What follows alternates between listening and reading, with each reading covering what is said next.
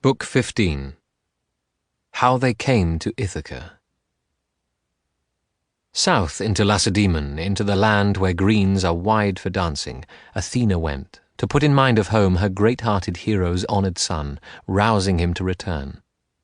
And there she found him, with Nestor's lad in the late night at rest, under the portico of Menelaus, the famous king. Stilled by the power of slumber, the son of Nestor lay, but honeyed sleep had not yet taken in her arms Telemachus.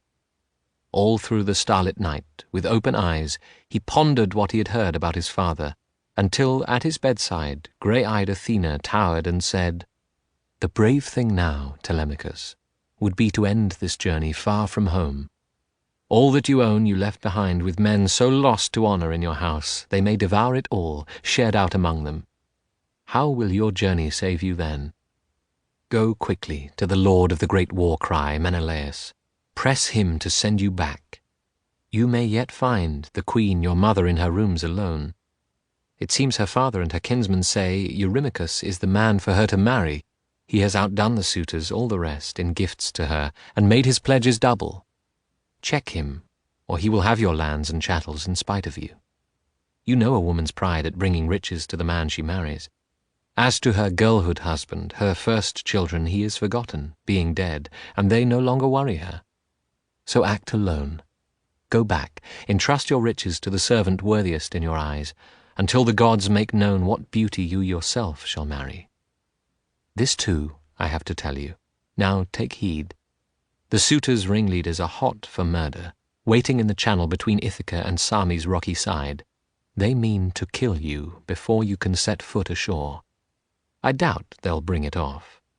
Dark earth instead may take to her cold bed a few brave suitors who preyed upon your cattle. Bear well out in your good ship, to eastward of the islands, and sail again by night.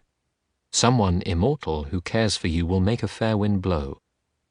Touch at the first beach, go ashore, and send your ship and crew around to port by sea, while you go inland to the forester, your old friend, loyal keeper of the swine. Remain that night with him. Send him to town to tell your watchful mother Penelope that you are back from Pylos safe and sound." With this, Athena left him for Olympus.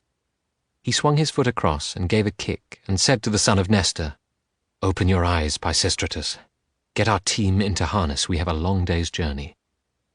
Nestor's son turned over and answered him, "It is still night and no moon. Can we drive now? We cannot, itch as we may for the road home. Dawn is near. Allow the captain of spearmen Menelaus time to pack our car with gifts, and time to speak a gracious word sending us off. A guest remembers all his days that host who makes provision for him kindly." The dawn soon took her throne of gold, and Lord Menelaus, clarion in battle, rose from where he lay beside the beauty of Helen with her shining hair. He strode into the hall nearby. Hearing him come, Odysseus' son pulled on his snowy tunic, over the skin, gathered his long cape about his breadth of shoulder like a captain, the heir of King Odysseus. At the door he stood and said, "Lord Marshal Menelaus, send me home now to my own dear country. Longing has come upon me to go home." The lord of the great war-cry said at once, "If you are longing to go home, Telemachus, I would not keep you for the world, not I. I'd think myself or any other host as ill-mannered for over-friendliness as for hostility. Measure is best in everything. To send a guest packing or cling to him when he's in haste, one sin equals the other. Good entertaining ends with no detaining. Only let me load your car with gifts, and fine ones, you shall see. I'll bid the women set out breakfast from the larder stores. Honour and appetite will attend to both before a long day's journey over land. Or would you care to try the Argive Midlands and Hellas in my company? I'll harness my own team and take you through the towns. Guests like ourselves no lord will turn away. Each one will make one gift, at least, to carry home with us, tripod or cauldron wrought in bronze, mule team or golden cup." Clear-headed Telemachus replied, "Lord Marshal Menelaus, royal son of Atreus, I must return to my own hearth. I left no one behind as guardian of my property. This going abroad for news of a great father, heaven forbid it be my own undoing, or any precious thing be lost at home." At this, the tall king, clarion in battle, called to his lady and her waiting women to give them breakfast from the larder stores. Eteonius, the son of Boethous, came straight from bed, from where he lodged nearby, and Menelaus ordered a fire lit for broiling mutton. The king's man obeyed. Then down to the cedar chamber Menelaus walked with Helen and Prince Megapenthes. Amid the gold he had in that place lying, the son of Atreus picked a wine cup, wrought with handles left and right, and told his son to take a silver wine bowl. Helen lingered near the deep coffers filled with gowns, her own handiwork. Tall goddess among women, she lifted out one robe of state so royal, adorned and brilliant with embroidery. Deep in the chest it shimmered like a star. Now all three turned back to the door to greet Telemachus, and red-haired Menelaus cried out to him, "O Prince Telemachus, may Hera's Lord of Thunder see you home and bring you to the welcome you desire. Here are your gifts, perfect and precious things I wish to make your own out of my treasure." And gently the great captain, son of Atreus, handed him the goblet. Megapenthes carried the wine bowl glinting silvery to set before him, and the lady Helen drew near, so that he saw her cheek's pure line. She held the gown and murmured, "I too bring you a gift, dear child, and here it is. Remember Helen's hands by this. Keep it for your own bride, your joyful wedding day. Let your dear mother guard it in her chamber. My blessing, may you come soon to your island, home to your timbered hall." So she bestowed it, and happily he took it. These fine things Pisistratus packed well in the wicker carrier, admiring every one. Then Menelaus led the two guests in to take their seats on thrones and easy chairs in the great hall. Now came a maid to tip a golden jug of water over a silver finger bowl and draw the polished tables up beside them. The larder mistress brought her tray of loaves with many savouries to lavish on them. Viands were served by Eteonius, and wine by Menelaus's son. Then every hand reached out upon good meat and drink to take them, driving away hunger and thirst. At last, Telemachus and Nestor's son led out their team to harness, mounted their bright car, and drove down under the echoing entranceway, while red-haired Menelaus, Atreus's son, walked alongside with a golden cup, wine for the wayfarers to spill at parting. Then by the tugging team he stood, and spoke over the horses' heads. "Farewell, my lads. Homage to Nestor, the benevolent king. In my time he was fatherly to me, when the flower of Achaea warred on Troy." Telemachus made this reply, "No fear, but we shall bear at least as far as Nestor your messages, great king. How I could wish to bring them home to Ithaca. If only Odysseus were there. If he could hear me tell of all the courtesy I have had from you, returning with your finery and your treasure." Even as he spoke, a beat of wings went skyward off to the right, a mountain eagle grappling a white goose in his talons, heavy prey hooked from a farmyard. Women and men-at-arms made hubbub, running up as he flew over, but then he wheeled hard right before the horses, a sight that made the whole crowd cheer, with hearts lifting in joy. Pisistratus called out, "Read us the sign, O Menelaus, Lord Marshal of Armies. Was the god revealing something thus to you or to ourselves?" At this the old friend of the god of battle groped in his mind for the right thing to say, but regal Helen put in quickly, "Listen, I can tell you. Tell what the omen means, as light is given me, and as I see it, point by point fulfilled. The beaked eagle flew from the wild mountain of his fathers to take for prey the tame housebird.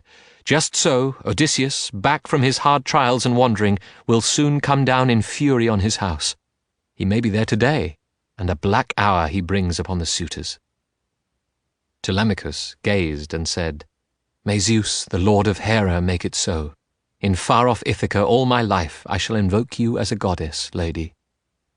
He let the whip fall, and the restive mares broke forward at a canter through the town into the open country.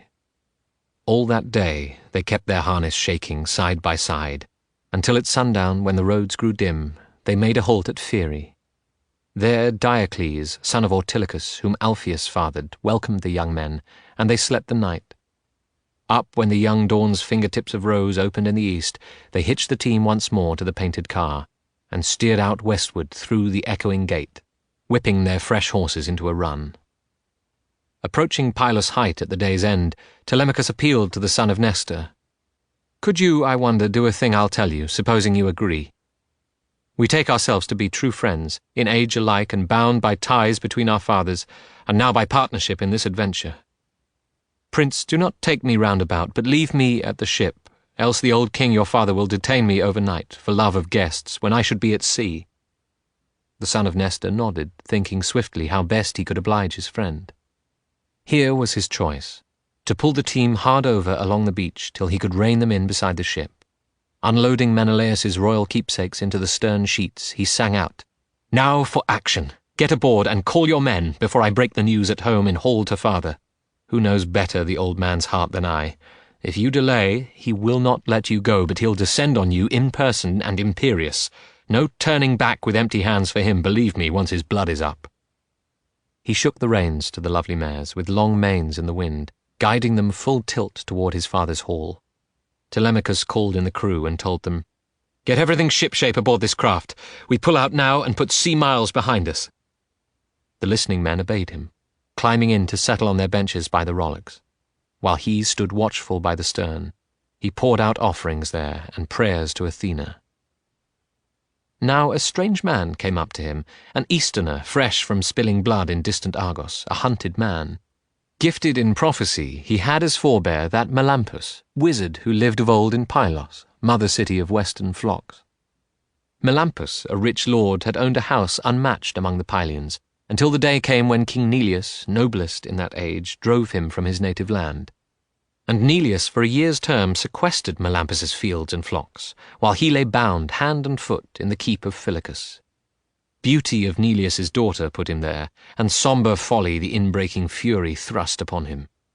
But he gave the slip to death, and drove the bellowing herd of Iphiclus from Phylace to Pylos, there to claim the bride that ordeal won him from the king. He led her to his brother's house, and went on eastward into another land, the blue-grass plain of Argos. Destiny held for him rule over many Argives. Here he married, built a great manor-house, fathered Antiphates and Mantius, commanders both, of whom Antiphates begot Oecles, and Oecles the firebrand Amphiaraus. This champion the lord of storm-cloud Zeus and strong Apollo loved, nor had he ever to cross the door-sill into dim old age. A woman, bought by trinkets, gave him over to be cut down in the assault on Thebes. His sons were Alcmaeon and Amphilochus. In the meantime Lord Mantius begot Polyphiades the prophet, and Clytus, famous name. For Dawn in silks of gold carried off Clytus for his beauty to live among the gods. But Polyphiades, high-hearted and exalted by Apollo, above all men for prophecy, withdrew to Hipparesia when his father angered him. He lived on there, foretelling to the world the shape of things to come.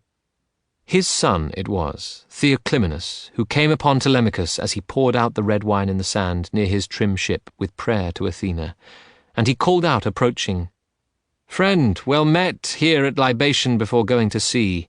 I pray you by the wine you spend, and by your God, your own life and your company. Enlighten me, and let the truth be known. Who are you? Of what city and what parents?" Telemachus turned to him and replied, "Stranger, as truly as may be, I'll tell you. I am from Ithaca, where I was born. My father is, or he once was, Odysseus, but he's a long time gone and dead, may be, and that is what I took ship with my friends to find out, for he left long years ago." Said Theoclymenus in reply, "I too have had to leave my home. I killed a cousin. In the wide grazing lands of Argos live many kinsmen of his and friends in power, great among the Achaeans. These I fled. Death and vengeance at my back, as fate has turned now, I came wandering over land. Give me a plank aboard your ship, I beg, or they will kill me. They are on my track." Telemachus made answer, "No two ways about it. Will I pry from you our gunwale when you are desperate to get to sea? Come aboard, share what we have, and welcome." He took the bronze-shod lance from the man's hand and laid it down full length on deck, then swung his own weight after it aboard the cutter, taking position aft, making a place for Theoclymenus near him. The stern lines were slacked off, and Telemachus commanded, "Rig the mast, make sail." Nimbly they ran, to push the fir-pole high and step it firm amidships in the box, make fast the forestays, and hoist aloft the white sail on its halyards. A following wind came down from grey-eyed Athena, blowing brisk through heaven, and so steady the cutter lapped up miles of salt-blue sea, passing Crunoi abeam and Chalcis estuary at sundown when the sea-ways all grew dark. Then by Athena's wind borne on, the ship rounded Phae by night and coasted Elis, the green domain of the Epii. Thence he put her head north toward the running pack of islets, wondering if by sailing wide he sheared off death or would be caught. That night, Odysseus and the swineherd supped again with herdsmen in their mountain hut.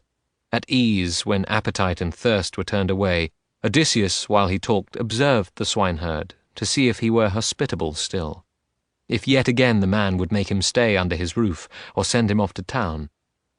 "Listen," he said. "Eumaeus, listen, lads. At daybreak I must go and try my luck around the port. I burden you too long. Direct me, put me on the road with someone. Nothing else for it but to play the beggar in populous parts. I'll get a cup or loaf, maybe from some householder. If I go as far as the great hall of King Odysseus, I might tell Queen Penelope my news. Or I can drift inside among the suitors to see what alms they give, rich as they are. If they have whims, I'm deft in ways of service. That I can say, and you may know for sure.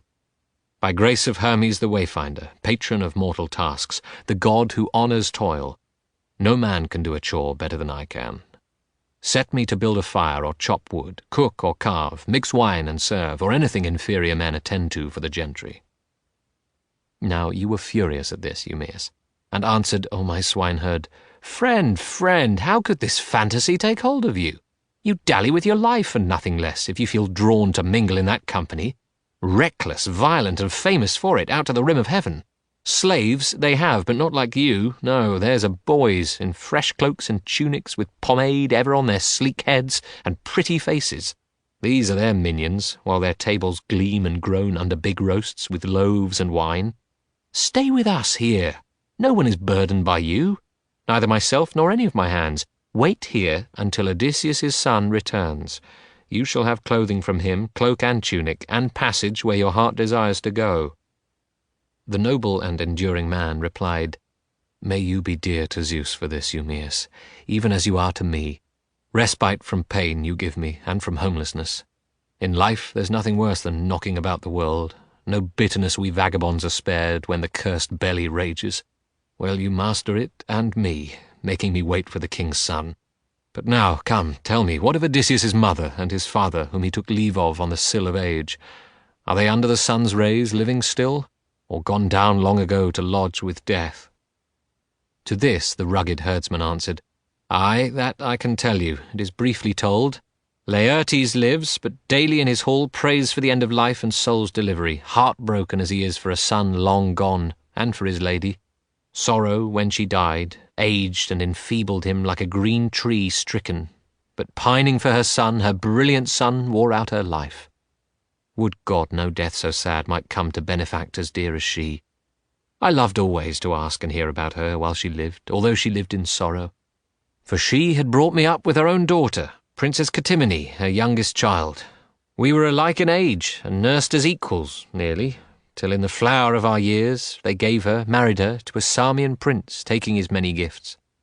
For my own portion her mother gave new clothing, cloak and sandals, and sent me to the woodland. Well, she loved me. Oh, how I miss that family. It is true the blissful gods prosper my work. I have meat and drink to spare for those I prize, but so removed I am. I have no speech with my sweet mistress, now that evil days and overbearing men darken her house. Tenants all hanker for good talk and gossip around their lady, and a snack in hall, a cup or two before they take the road to their home acres, each one bearing home some gift to cheer his heart." The great tactician answered, "You were still a child, I see, when exiled somehow from your parents' land. Tell me, had it been sacked in war, the city of spacious ways in which they made their home, your father and your gentle mother? Or were you kidnapped alone, brought here by sea, huddled with sheep in some foul pirate squadron to this landowner's hall? He paid your ransom?" The master of the woodland answered, "Friend, now that you show an interest in that matter, attend me quietly, be at your ease, and drink your wine. These autumn nights are long, ample for storytelling and for sleep. You need not go to bed before the hour. Sleeping from dusk to dawn's a dull affair. Let any other here who wishes, though, retire to rest. At daybreak let him breakfast, and take the king's own swine into the wilderness. Here's a tight roof. We'll drink on, you and I, and ease our hearts of hardships we remember, sharing old times. In later days a man can find a charm in old adversity, exile and pain. As to your question now, A certain island, Syrie by name, you may have heard the name, lies off Ortygia, due west, and holds the sunsets of the year. Not very populous, but good for grazing, sheep and kine, rich too in wine and grain. No dearth is ever known there, no disease wars on the folk, of ills that plague mankind. But when the townsmen reach old age, Apollo with his longbow of silver comes, and Artemis, showering arrows of mild death. 2 towns divide the farmlands of that whole domain, and both were ruled by Ctesias my father, Ormenus' heir, and a great godlike man. Now one day some of those renowned seafaring men, sea-dogs, Phoenicians, came ashore with bags of gourds for trading. Father had, in our household, a woman of Phoenicia, a handsome one, and highly skilled. Well, she gave in to the seductions of those rovers. One of them found her washing near the mooring and lay with her, making such love to her as women in their frailty are confused by, even the best of them. In due course, then, he asked her who she was and where she hailed from, and nodding toward my father's roof, she said, "I am of Sidon town, smithy of bronze for all the east. Arabus, Pasha's daughter. Taphian pirates caught me in a byway and sold me into slavery overseas in this man's home. He could afford my ransom." The sailor who had lain with her replied, "Why not ship out with us on the run homeward and see your father's high-roofed hall again, your father and your mother? Still in Sidon and still rich, they are said to be." She answered, "It could be done, that, if you sailors take oath I'll be given passage home unharmed." Well, soon she had them swearing it all pat, as she desired, repeating every syllable, whereupon she warned them, "Not a word about our meeting here. Never call out to me when any of you see me in the lane or at the well. Some visitor might bear tales to the old man. If he guessed the truth, I'd be chained up, your lives would be in peril. No, keep it secret. Hurry with your peddling, and when your hold is filled with livestock, send a message to me at the manor hall. Gold I'll bring, whatever comes to hand, and something else too as my passage fee. The master's child, my charge, a boy so high, bright for his age, he runs with me on errands. I'd take him with me happily. His price would be I know not what in sail abroad." Her bargain made, she went back to the manor. But they were on the island all that year, getting by trade a cargo of our cattle, until the ship at length being laden full, ready for sea, they sent a messenger to the Phoenician's woman. Shrewd he was, this fellow who came round my father's hall, showing a golden chain all strung with amber, a necklace. Maids in waiting and my mother passed it from hand to hand, admiring it, engaging they would buy it. But that dodger, as soon as he caught the woman's eye and nodded, slipped away to join the ship. She took my hand and led me through the court to the portico. There, by luck, she found wine cups and tables still in place, for father's attendant councillors had dined just now before they went to the assembly. Quickly, she hid 3 goblets in her bellying dress to carry with her while I tagged along in my bewilderment. The sun went down, and all the lanes grew dark as we descended, skirting the harbour in our haste to where those traders of Phoenicia held their ship. All went aboard at once and put to sea, taking the 2 of us. A favouring wind blew from the power of heaven. We sailed on 6 nights and days without event. Then Zeus, the son of Cronos, added 1 more noon, and sudden arrows from Artemis pierced the woman's heart. Stone dead she dropped into the sloshing bilge, the way a tern plummets, and the sailors heaved her over as tender pickings for the seals and fish. Now I was left in dread, alone, while wind and current bore them on to Ithaca. Laertes purchased me. That was the way I first laid eyes upon this land. Odysseus, the kingly man, replied, "You rouse my pity, telling what you endured when you were young. But surely Zeus put good alongside ill. Torn from your own far home, you had the luck to come into a kind man's service, generous with food and drink. And a good life you lead, unlike my own, all spent in barren roaming from one country to the next, till now." So the 2 men talked on into the night, leaving few hours for sleep before the dawn stepped up to her bright chair. The ship now drifting under the island lee, Telemachus' companions took in sail and mast, unshipped the oars and rowed ashore. They moored her stern by the stout hawser lines, tossed out the bowstones, and waded in beyond the wash of ripples to mix their wine and cook their morning meal. When they had turned back hunger and thirst, Telemachus arose to give the order of the day. "Pull for the town," he said, "and berth our ship while I go inland across country. Later this evening, after looking at my farms, I'll join you in the city. When day comes, I hope to celebrate our crossing. feasting everyone on good red meat and wine. His noble passenger, Theoclymenus, now asked, "What is to me, my dear young fellow? Where shall I go? Will I find lodging here with some one of the lords of stony Ithaca, or go straight to your mother's hall and yours?" Telemachus turned round to him and said, "I should myself invite you to our hall if things were otherwise. There'd be no lack of entertainment for you. As it stands, no place could be more wretched for a guest while I'm away. Mother will never see you. She almost never shows herself at home to the suitors there, but stays in her high chamber weaving upon her loom. No, let me name another man for you to go to visit. Eurymachus, the honoured son of Polybus. In Ithaca they are dazzled by him now, the strongest of their princes, bent on making mother and all Odysseus's wealth his own. Zeus on Olympus only knows if some dark hour for them will intervene." The words were barely spoken when a hawk, Apollo's courier, flew up on the right, clutching a dove and plucking her, so feathers floated down to the ground between Telemachus and the moored cutter. Theoclymenus called him apart and gripped his hand, whispering, "A god spoke in this bird sign on the right. I knew it when I saw the hawk fly over us. There is no kinglier house than yours, Telemachus, here in the realm of Ithaca. Your family will be in power forever." The young prince, clear in spirit, answered, "Be it so, friend, as you say.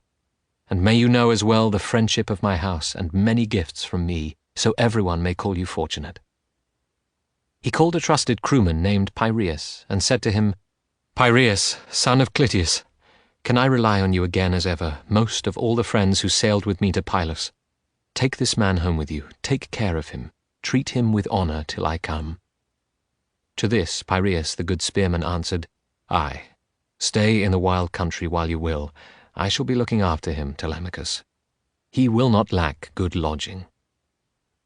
Down to the ship he turned and boarded her, and called the others to cast off the stern lines and come aboard. So men climbed in to sit beside the rowlocks. Telemachus now tied his sandals on and lifted his tough spear from the ship's deck.